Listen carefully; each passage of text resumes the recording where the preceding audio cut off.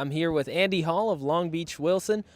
Coach, you're here at the Anaheim Lions Tournament. For the most part, you already take part in a lot of competition against Southern California talent, but now you get a chance to go up against a team like Regis Jesuit out of Colorado. How do you prepare your team for something like that? Well, that's a good question. You know, I think in high school especially, you do a lot more things to prepare yourself for your team to play well. You know, and if your team plays well in high school, hopefully you're playing a team that you match up well enough with, and you have a chance to put yourself in a position to win. You know, baseball, whether it's at the little league or the professional level, it's about throwing strikes. It's about getting hits in timely situations, and you know, not putting yourself behind the eight ball by not doing things like that. You know, and it's, you know, when you don't know a lot about your opponent other than they got a lot of guys and they've come a long way to play some baseball, you just go out and do what you do in the game. How would you characterize your team so early this season?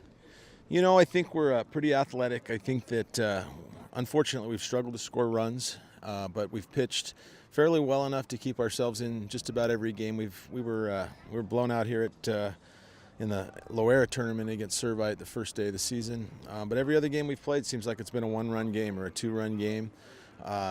So, you know, we're still figuring out our identity a little bit. I think defensively we usually play pretty well. And, you know, if we can scratch out some runs and keep the other team out of scoring position, we usually stand to be in a pretty good chance to win the game. Is there one person specifically on your squad defensively who is a game changer? Well, I think our center fielder, Ryan Guerrero, is a senior. At this point in the season, 12 or 13 games in, he's got 3 or 4 assists from the outfield already. He's been very consistent at home plate as a hitter. You know, we have our middle infield has been very, very consistent for us. Greg Riesbeck is our shortstop. He's a 4-year starter. Alex Seguin is our second baseman. You know, pretty good defensively and leads off at home plate for us. So, you know, those 3 guys are pretty good, and we've got about 8 or 10 guys that we throw out there on the mound. And if we can piece them together at the right time, then we usually stand to be in a pretty good spot to, like I said, to win a game. When you talk about those 8 to 10 guys that you put on the mound, is there one person who has taken over so far and said, I'm the ace? Well, I think if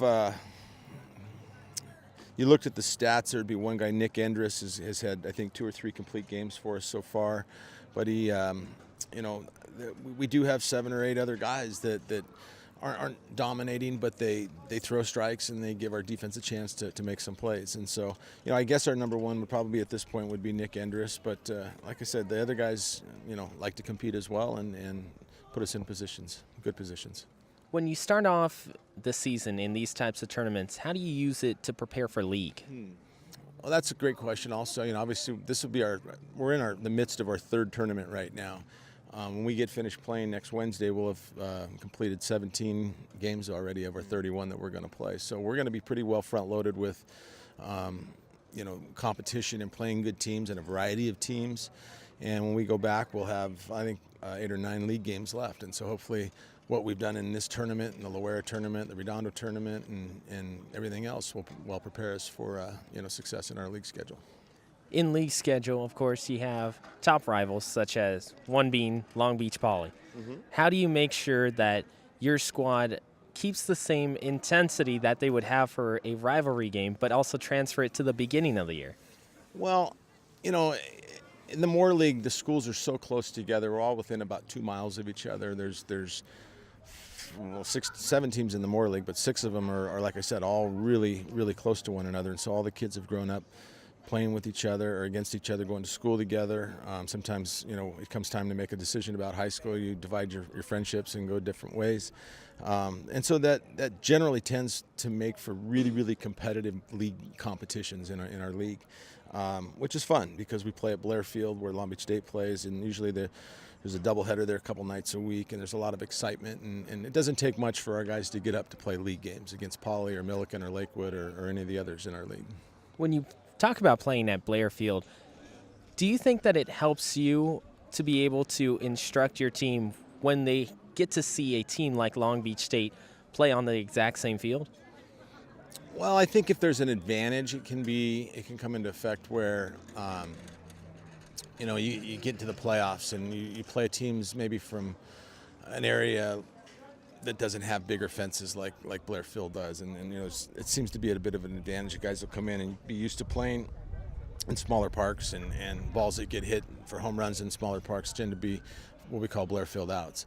But it is definitely it's a challenge because it's a new environment, and the kids, I think they take on a new level, and sometimes it's for the better, and sometimes it's a nervous energy, and that manifests itself in the form of errors or mistakes sometimes. Now, you're not only their baseball coach, but you're also their coach overall in trying to help them become better people as they progress through high school. How do you make sure that you stress being a better person off the field, maybe in the classroom as well? Oh, it's an ongoing battle. That's a great question, because what we do on the field is probably a little bit less than half of what I feel my job is. Getting them to make good decisions, to go to class on time, to be just good, strong citizens in the community. I think if you ask any one of these coaches that bring their kids out here, that's their primary goal and objective as an educator is to make sure that you're raising good kids that don't feel like they're above the law or don't have to follow the rules or even the team rules for that matter to be successful, and that's really important to me. Guys to be on time, and guys that make good decisions and represent our team and our school and our community in the best possible light. To be able to travel up from Long Beach to such as this tournament to Anaheim, do you think it helps build your team chemistry for those types of trips?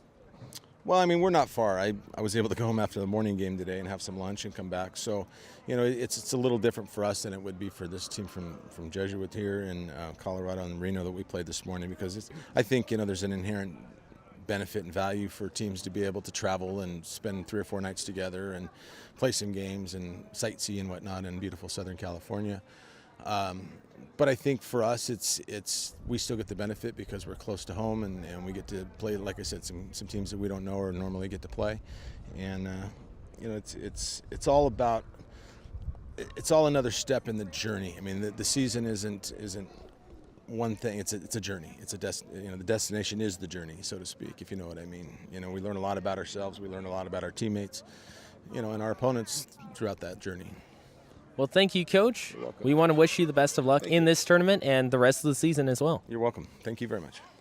We've been joined by Andy Hall, the head coach of Long Beach Wilson Baseball, here on SportsNetUSA.net.